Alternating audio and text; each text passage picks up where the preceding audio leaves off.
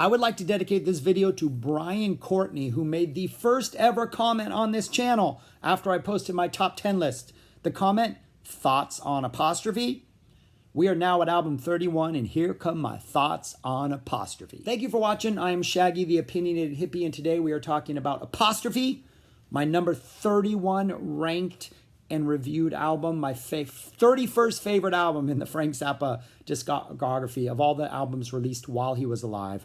We are going all the way to that last album, which I shall never say the name of. It's the only one I absolutely despise.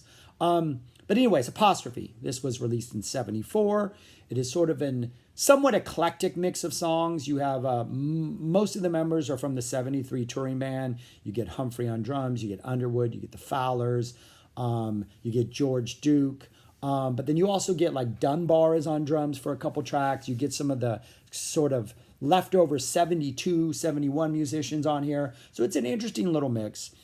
And it's one of those albums, probably the album more than any other in Frank's catalog, which as Frank has released and as the ZFT has released more releases, this album becomes less and less essential and less is something I want to listen to.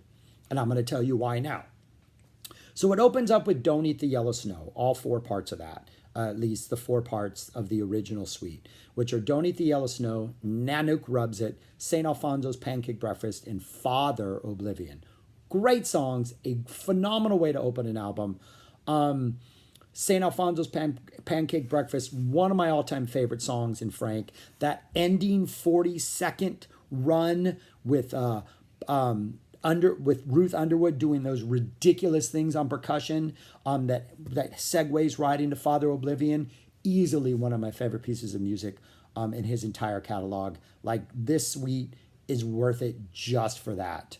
And then Father Oblivion is just like this jigsaw puzzle of different sort of like, we're going to do this and then this and then this and then this. Great, phenomenal. Just a great opening to this album. My problem is, I heard this after I heard You Can't Do That on Stage Anymore Volume 1, which is a 20-minute live version of this, which includes audience participation, which I'm usually not a fan of, but it also includes Rollo, which was an instrumental track that Frank originally played in 72. He played it again as an orchestral version in 75, and then he tacked it on to the end of Don't Eat the Yellow Snow in 78 and gave vocals to it, which Tommy Marr sings. The full 5-part suite with Snow, Nanook, Breakfast, Father, and then Rollo is one of Frank's greatest musical accomplishments. And if I'm in the mood to listen to that, I will go to You Can't Do That on Stage Anymore Volume 1 or Chicago 78, which has a magic fingers into Don't Eat the Yellow Snow, the entire suite, which is even better. So I don't really ever want to listen to this. When I do, I enjoy it. It's great, but I think the live versions are much better.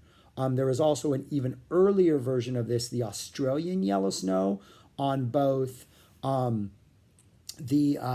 One Shot Deal, kind of odd, eclectic release that was released by the Zappa Family Trust, and on the Crux of the Biscuit release, which was sort of one of the deep dives into like outtakes and alternate tracks from this album in particular.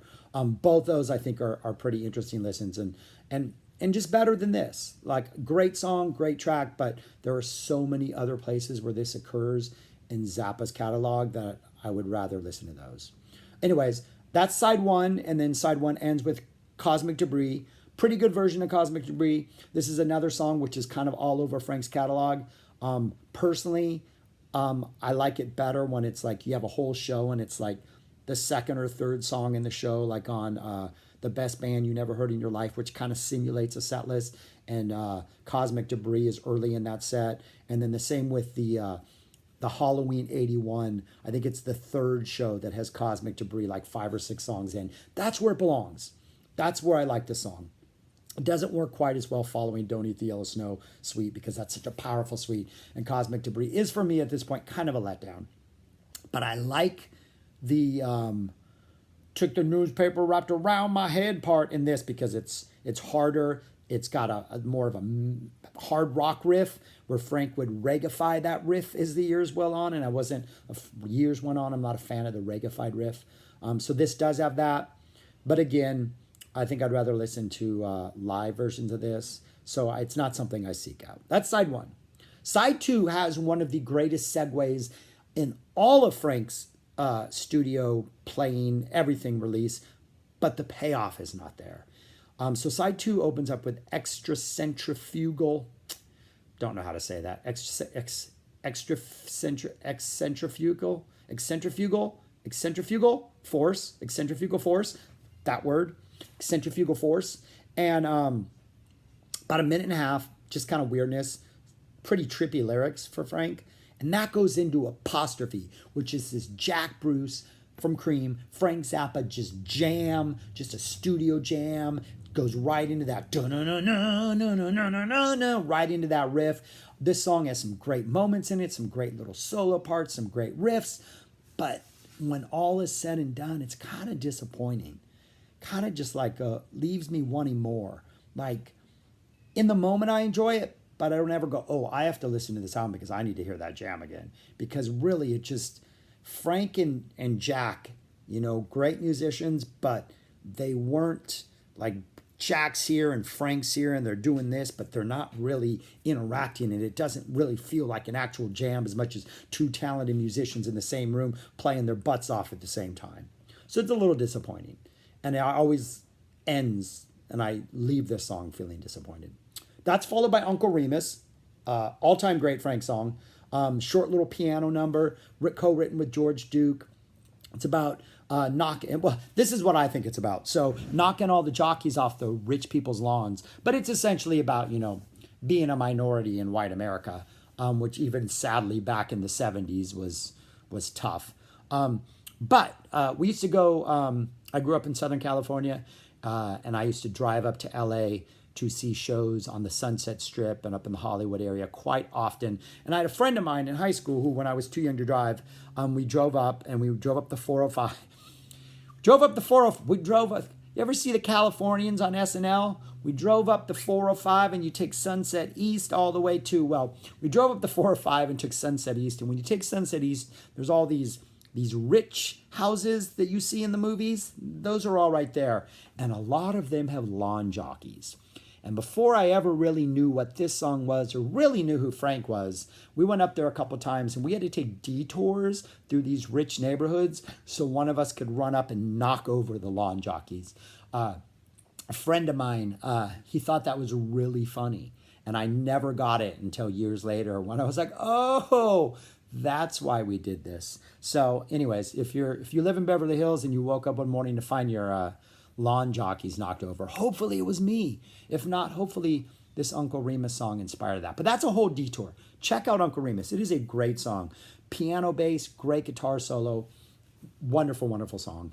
And then the album closes with Stinkfoot, which again is another one of those numbers I don't want to hear that often. I think it works better in other contexts. I think it's a good show opener. Because really all it is it's those opening vocals and then Frank solos at the end and they go into another song. The studio version has this nice ending that Frank usually didn't play live.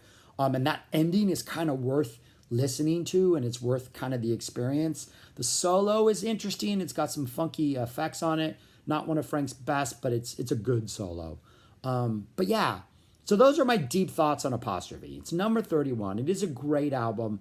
And it provided Frank's sort of live repertoire with some of his staples. Don't Eat the Yellow Snow wasn't really a staple, but some of the highlights of the 70s were that song. But then Cosmic Debris and Stinkfoot, they were around, it seemed like almost every other tour they popped up, or they were pretty frequent numbers.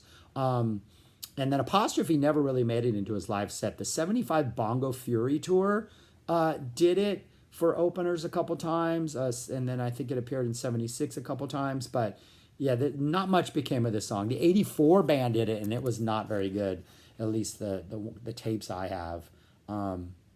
Some of them were really disappointing, in fact. But anyways, I digress. So that's it. Those are my thoughts on Apostrophe. Brian Courtney, I hope you enjoyed. I hope you were able to see this. But anyways, let me know what you think about this album. I know a lot of people like it. And if you do like it, I highly recommend you seek out one of those full Don't Eat the Yellow Snow suites from You Can't Do That on Stage Volume 1 or Chicago 78, because those are phenomenal. Anyways, that's it. Thank you very much for watching. Take care. Happy Thanksgiving, y'all, if this is when you're watching it, because it's when I'm recording it. Tomorrow is Thanksgiving.